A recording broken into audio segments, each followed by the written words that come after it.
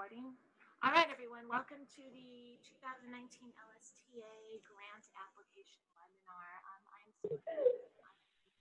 LSTA coordinator here at the State Library, and we'll just get started.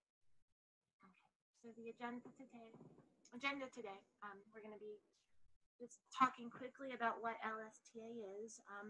If you don't already know, I'm going to tell you, and then LSTA eligibility requirements.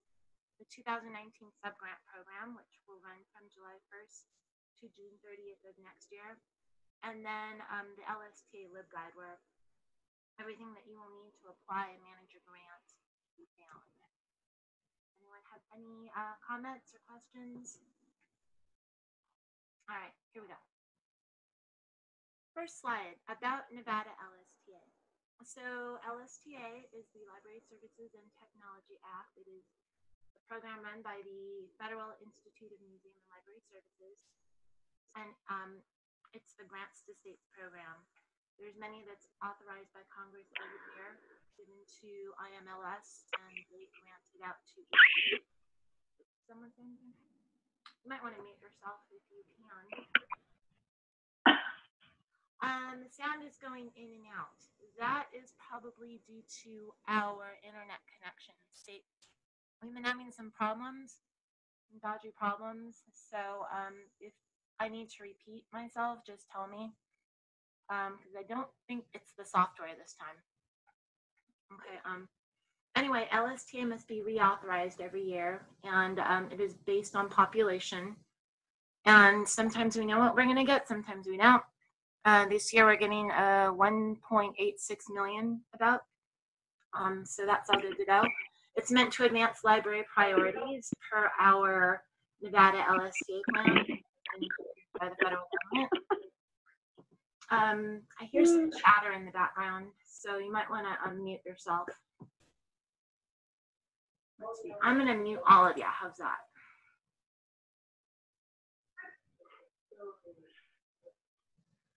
Okay. Everyone's muted, and you can unmute yourself as needed. Okay.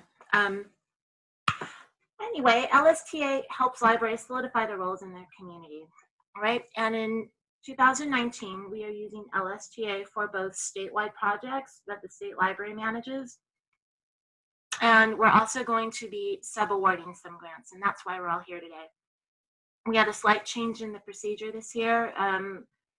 You may or may not know this, but we're going to do competitive sub-grants, large grants, and determined that we would not be able to this year, so we're just going to be doing smaller grants, and I will get to that within a couple slides. Okay, here's our 5-year plan. So every project in Nevada needs to meet one of these goals. These align with federal priorities, and I can read them out, or you can look at them, but it's basically strengthen Nevada's ability to respond to community needs, right? Encourage partnerships, develop responsive, accessible learning environments, and build capacity.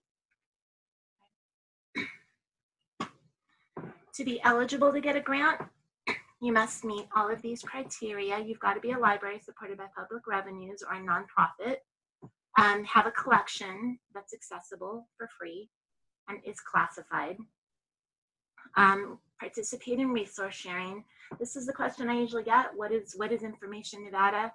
And that is just the name for our state. You are agreeing that whatever you have in your collection, if somebody in the state wants to borrow it, you will let them borrow it. And if you need help with that, give me or Norma a call, and we can tell you more. You serve your clientele for free. You have a location with published hours. You have paid library staff. You have a budget, and you have a long-range strategic plan. Okay. And these are additional library eligibility requirements. You must meet minimum public library standards. If you're a school, you have 1 certified library media specialist. If you're a college, you're accredited by the Northwest Commission on Colleges and Universities. If you're a consortia, you must be have an organized structure, be a 501c3. So any questions on that? Okay. All right, now here we are, the nitty gritty, the LSTA subgrant program for 2019. If you meet all of the previous requirements and you have a plan and your project meets our Nevada plan, you can apply for a grant. This year we have $240,000 available to subgrant, $210,000 for mini grants, and $30,000 for continuing education microgrants. Mini grants, no, let me go back.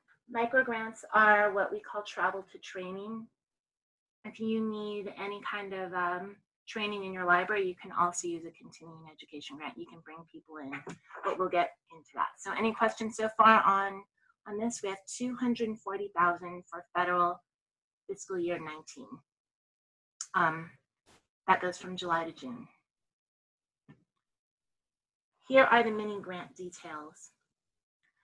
We are saying $10,000 per library jurisdiction, so not per branch, but per your administrative district. The projects will go from July to June, or any period within that. You can have as many projects going as you think that you can handle, as long as they don't total more than $10,000. Just for our internal purposes and to sort of give you some structure, we've divided the categories into 3 groups: lifelong learning, technology, institutional improvement. I'll get more detail on that in a minute. But we think that most of your projects, all of your projects, will fall into these 3 buckets. So if you think it won't, give us a call, because I'm pretty sure that they will. And then the first cycle that we're doing, the deadline is May 1st for July 1st start date. We will take applications. We will evaluate them, and then we will grant money out. If we use up the full $210,000, then we're done. If we still have funding left over, then we'll grant it out in the second cycle. And applications will be due August 15th for cycle 2, and then you can start October 1st. And we'll let you know. We'll let you know for sure if we have funding left over. Okay. Lifelong learning. Lifelong learning is what libraries are great at, and these grants will help you do it even better and expand upon your programs. Examples are your summer and winter reading programs, any kind of literature or literacy programs that you do, family and early literacy, technology, all your outreach classes. Any of that is lifelong learning. We encourage you to include a collection development. Right? So outreach and programs are great, but we really want you to have some sort of collection component to support that. Those could be books, those could be ebooks. Those we're going to leave to your discretion, but we would like you to build your collection to support whatever program you're doing. Okay. Does that make sense? Any questions? Okay. Sorry, my voice is fading in and out. Probably just like the internet. The second category that we think is important is the technology category. A lot of things fit into technology. Here are some examples, some software licenses, assistive technology, Wi-Fi hotspots. I know a lot of you guys are doing that or thinking of it. You could fund Wi-Fi hotspots, charging stations, that sort of thing. If you're a public library, you can also use this for the EDGE initiative. Okay. And then the third category is pretty much anything that's not lifelong learning or technology. We figured that anything that isn't in those 2 categories would fall under institutional improvement to help you meet your mission. Examples include evaluation, planning, professional development. Any questions on that? Okay, so those are the 3 categories. Again, you can ask for up to $10,000 for at once. You could split it up. You want to do one lifelong learning summer reading program grant that will span like July and do this year's summer reading and go until next year where you're doing the 2020 summer reading. That can be one project. You can submit a grant at the same time for another project that maybe will get you some Wi-Fi hotspots, right? So you can submit as many projects as you want, up to 10,000 bucks. Okay.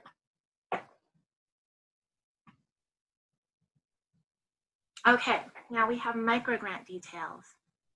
So we have $30,000 set aside for these. These are for continuing education only. We're limiting it if you want to use this to fund staff to attend a conference or a workshop. The cap on that is $15,000. $1,500 per person per event. If you wanted to send people to NLA, for example, no more than 1,500 per person, not per library, per person. Okay. If you're sending multiple staff, put them all please on one application with one budget, because this will be a grant to your library, and we will reimburse your library. So we only want one project for multiple people. Make sense? Okay. If you need airfare, we need that application 2 months before the event. Okay. No airfare 1 month prior to the event. All right, here's some details. I think that's pretty much everything that I just said. One application per library per CE activity. For professional development and training. You can use it to send people to training or bring training to you.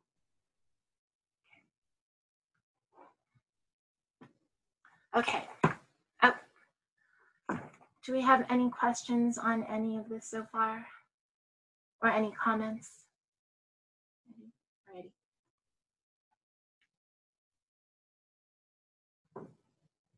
So the mini grants do require a match, a 10% match. If you're worried about that, give us a call. Staff time to work on these grants can be used as match. So it's in kind as well.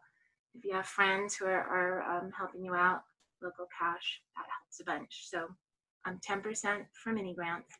If you're asking for $10,000, that would be a $1,000 match.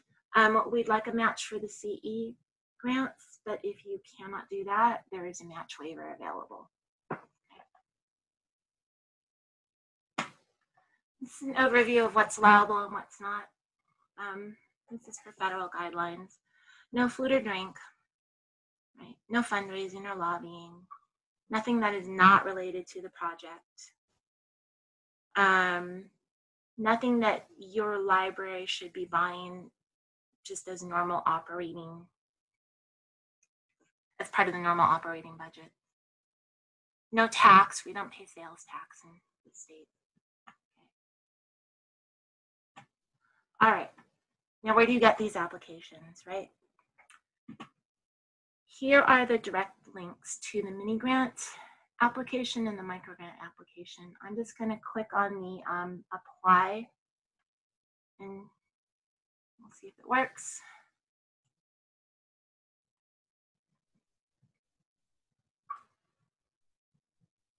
All right. Do you see the website? All righty. Apply for a grant. Again, this is where you apply. This is a summary of what's available. It's just like reiterating every thing that I just said, but it's in writing, so that helps. The applications are right here, mini grant application. They're the instructions, line by line instructions for the application. And then there's the micro grant application, and those instructions are included in the document. There's not a separate document. Down here, we have some application guidance. So there's the mini grant evaluation rubric. If you're wondering how we're going to be evaluating what you submit, I'll just pop it open right here. Here's the rubric. 20 possible points if you clearly describe your need. 10 possible points for clearly stating your benefits. 15 possible points for your evaluation component, 10 points for tying it to your local planning documents and your LSTA, our LSTA goals, Nevada's LSTA goals, 20 points for implementation. So this is like all your activities, what you're going to do to make this happen. 15 points for a very clearly defined budget, a budget that ties into your project and is not vague, right? And then 10 points for overall merit. And then, so we will evaluate your project, score it, and then get back to you with any recommendations or concerns. Okay. Here is it's called the Measuring Success Framework cheat sheet that I made. IMLS, the whole structure of everything, the application and the final report, that's tied into what IMLS would like for reporting. So I'm going to pop this open. So these are the requirements for an LSTA project. You're going to have all LSTA projects, right? You're going to have goals. You're going to meet an LSTA, Nevada LSTA goal, a federal IMLS intent, and you're going to tie it into one of your local library planning document goals. And if there are other goals that it references that your project ties into, please reference those. So your project's going to have a primary audience. You're going to have a statement of need that directly relates to your primary audience. So if your primary audience is 0 to 5, then the statement of need, like what is your community need, that will tie to that primary audience. The outcomes will directly tie to your primary audience. And then the activities that you do will be divided into these 4 categories: instruction, content, planning, and procurement. Content is your collection. It's anything that's related to your collection. Procurement is anything that helps support your institutional capacity. That's not like a book or magazine or like content related. It's not collection related. It will, like, I don't know, it's a table, okay? To be considered an activity, the thing must account for at least 10% of your budget. So if you have a budget of $3,000 and you're asking for $300 to buy books, that is a content activity. Does that make sense? Okay. And then all of your activities are like further sliced and diced here. We have, this is just to bear in mind, when you're writing your grant, I'm going to ask you to like tell me all your activities and put them into these categories and then the further subcategories.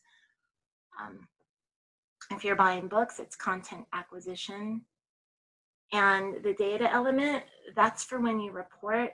So remember that. I'm going to want to know how many things that you bought, right? And whether they were digital or physical or both. And if you're buying books, then you're also going to be lending them. So content lending. And you want to keep track, you're going to want to keep track of how many of those items circulated over your grant period, okay? And then all LSTA projects, if you have instructional programs, we have required surveys. These have been updated. The surveys, if you've had a grant this year or last year, were the draft questions, and they had to be approved by a federal agency, and so the wording was slightly changed. The intent was the same, but the wording was slightly changed. So these are the new updated words for 2019, and I've updated all the forms to reflect this. But these are your survey questions, and these survey questions will help you inform your outcomes. All right, so that's right, and here's the application. We'll just look at that. The application first page,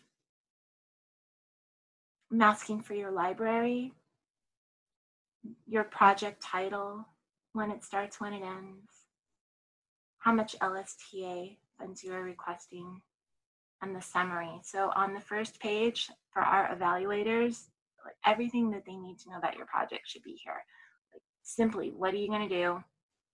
Who are you? And how much money do you want? Like basic, okay. And then here's the rest. Statement of need. Anyway, we won't go through that too deeply. Here's the micro grant. Library name, participant name. So if you have more than one person going to the event, put them both here. If you need to attach additional sheets for all your people, please do. That's totally fine. Okay.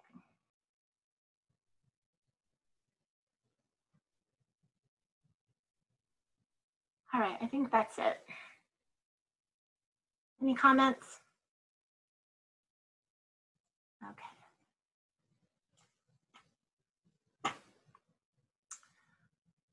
We're almost done. I'm just giving it like a really quick overview. Nothing's too in depth. Please let me know if you have any questions about anything. I really wanted to talk in this webinar about our funding, our available funding, and how you can get it and what your limits are. We didn't really talk, or I didn't plan on talking too much about the actual application and all of the sections. And actually, I want to go back to here. I put this on here, LSTA webinars on YouTube. This link goes to the LSTA webinars playlist. I know you're thinking, oh, I don't want to look at everyone else's, like all the past year's webinars. But if you have any questions, I can probably steer you to the right webinar that will go over like everything in detail, how to like do the statement of need, or how to do project management or any of that. So these are a good reference to look back on the previous webinars. But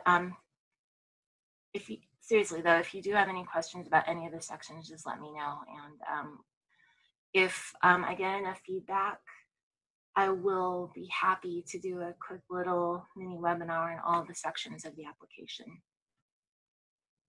And then this final page is the LibGuide. I suggest you bookmark it because this is going to be static. Our website has been actually having some, I guess, some issues that it's I don't know. We have our technology department looking into what's happening, but just bookmark this web page just in case, because I'm sure that I think that this is a stable link. Anyway, in the LibGuide, there are sections for apply. So if you need to apply for anything, go to that. Once you've been awarded your grant, go to manage. There's a tab for required paperwork.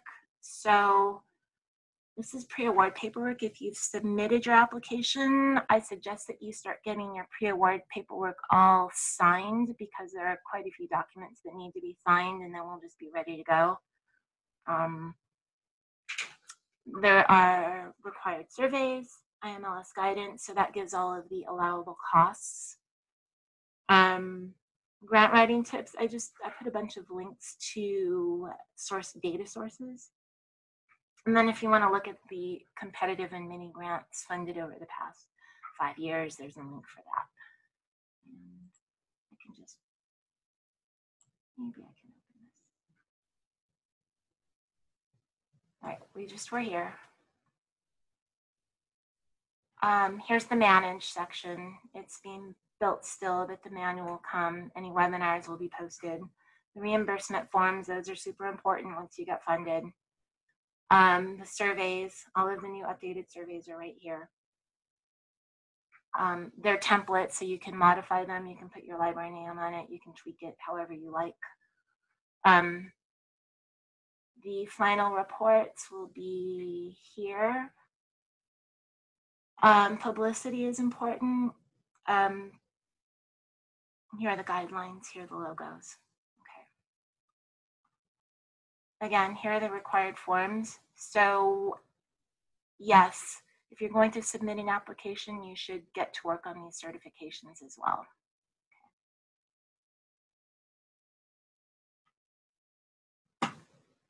Here is my contact info. We also have Norma Fowler.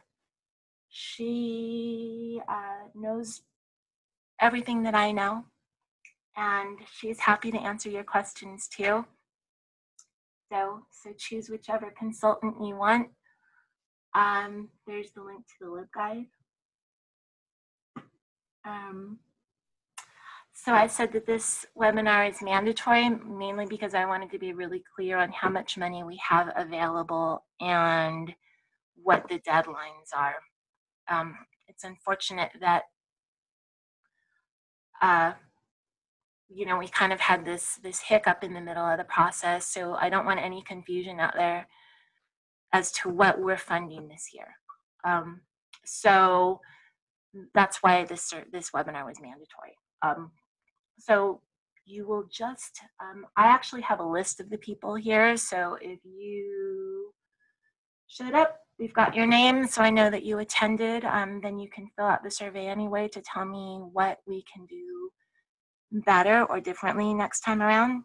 And then for everyone who is watching this on YouTube after the live event, please fill out the survey so that we'll know you were here. Okay. And that's it. Short and sweet. Please type any questions or unmute yourself if you need to know something that I didn't cover or you want anything clarified. Anything?